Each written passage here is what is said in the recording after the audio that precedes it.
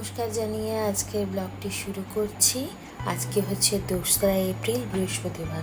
আজ কিন্তু হচ্ছে হনুমান জয়ন্তী, তাই আমার বাড়িতে থাকা পূজিত যে বজরংবলী আছে, আমার সাধ্য মতন চেষ্টা করব তাকে একটু ভোগ নিবেদন করার। তো চলো দেখতে থাকো ভিডিওটা, আর কেমন লাগছে অবশ্যই কিন্তু জানিও তোমরা। আর আমি আজকে সর্বপ্রথমে ঠাকুরের এই আসনগুলোকে না চেঞ্জ করব। তার কারণ কি বলো তো, দেখো এই যে জবা ফুলের যে রেণুগুলো হয় না, সেই হলুদ হলুদ কালার, ওগুলো কেমন একটা এই ভেলভেট কাপড়ের উপর লেগে গেছে, লেগে না গোটাটা নোংরা হয়ে গেছে। দেখো এই যে এই জবা ফুলের এই রেণুগুলো কেমন লাগছে না দেখতে বলো। আজকে একটা পুজো করব যখন ঠাকুরের, তাই সেটা নিশ্চয়ই ভালোভাবে করাটাই উচিত। তাই দেখো আসন বার করলাম, এগুলো নতুনই রাখা ছিল, নতুনগুলোকে পাতলাম। পাতার পরে আমার জগন্নাথ বলরাম সুভদ্রা প্রত্যেককে নতুন ড্রেস পরিয়ে দিয়ে মুকুটগুলোকে আলাদা আলাদাভাবে পরিয়ে দিলাম। ভীষণ সুন্দর লাগছে তাদেরকে দেখতে। তাদের সাজ তারাই ঠিক নিয়ে নেয়, তাই না বলো? আমরা কি আমাদের হাত দিয়েই তারা সব কিছু করিয়ে নেয়। আর এই ময়ূরের পালক ছাড়া কি থরি মানায়, তাই না? তার জন্য এইটাকেও আমি সুন্দর করে গুছিয়ে দিলাম। আর হ্যাঁ, আমার বাড়িতে কিন্তু নারায়ণও আছে। নারায়ণ, লক্ষ্মী, জগন্নাথ, বলরাম, সুভদ্রা সবই মোটামুটি আছে।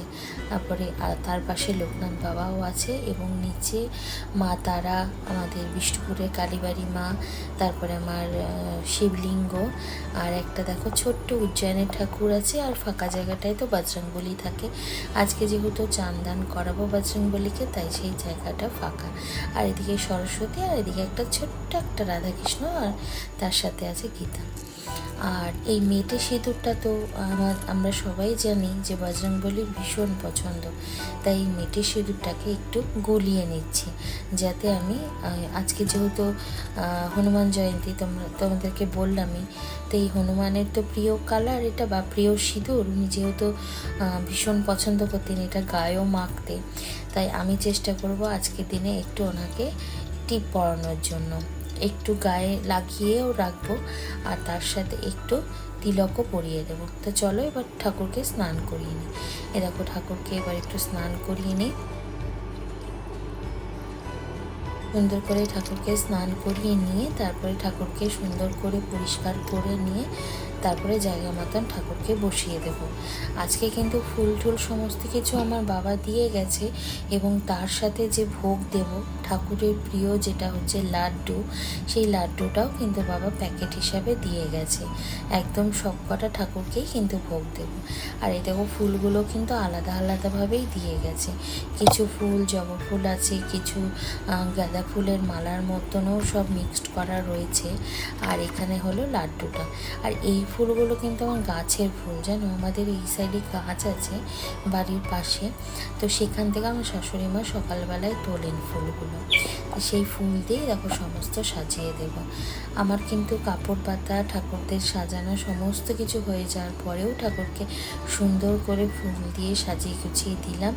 দেখো কত সুন্দর লাগছে না ফুলগুলো দিয়ে যখন সাজিয়ে দিলাম ঠাকুরকে।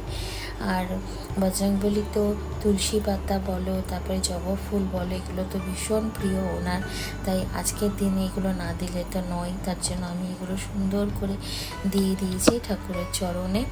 ঠাকুর সবাইকে ভালো করুক, মঙ্গল করুক, এই কামনা করি।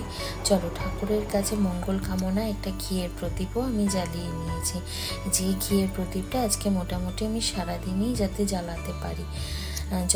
যতক্ষণ এই সন্ধে না হচ্ছে ততক্ষণ অতি চেষ্টা করব এটাকে জ্বালিয়ে রাখার। যাই হোক, এবার ধূপকাঠি প্রদীপ যেরকম আমি নিত্য জ্বালাই, প্রত্যেক দিন জ্বালাই, সেরকমভাবেই জ্বেলে দিলাম। শুধু স্পেশাল হচ্ছে আজকে ঘিয়ের প্রদীপটা, যেহেতু হনুমান জয়ন্তী। হ্যাঁ, আমি জানি তোমরা হয়তো বলবে এবার যে আমি অনেক লেট করে ব্লগ ছাড়ছি। হ্যাঁ, আমি এই টুকিটাকি একটু আমার হাতের কাজ ছিল বলে আমি কাজগুলো না সেরে আমি আর এই ভিডিওটা এডিট করে উঠতে পারছিলাম না, তাই তোমাদের সঙ্গে শেয়ার করতেও পারছিলাম না। সেই 2 তারিখে গেছে পুজো, আর তোমাদের কাছে পৌঁছতে পৌঁছতে প্রায় 9 তারিখ হয়ে গেল, তাই না? তো চলো আজকের মতন ভিডিওটা এইটুকুই রাখছি।